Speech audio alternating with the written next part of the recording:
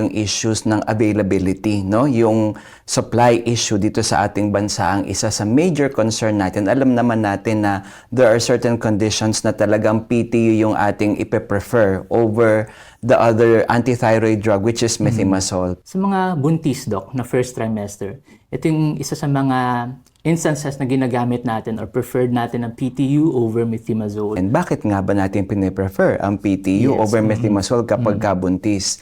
Kasi yung data natin dyan ay mainly on the congenital malformation. Alam naman natin na ang PTU, kung ikukumpara natin sa methimazole, is associated with a lower risk of congenital malformation.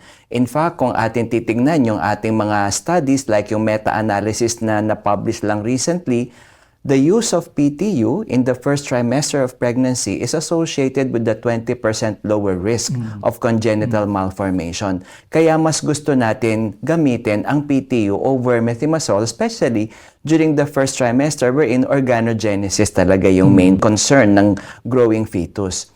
Does that mean hindi na tayong pwedeng gumamit ng methimazole, especially now na meron tayong limited supply of PTU? Hindi naman.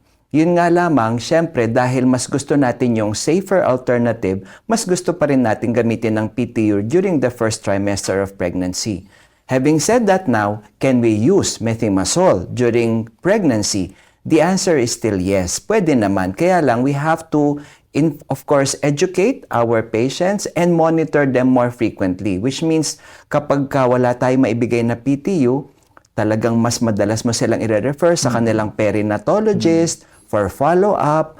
But of course, once PTU is available, dapat sana i-shift na natin kaagad sila sa PTU during the first trimester of pregnancy. Welcome to Thyroid Today, your go-to podcast for anything and everything about thyroid.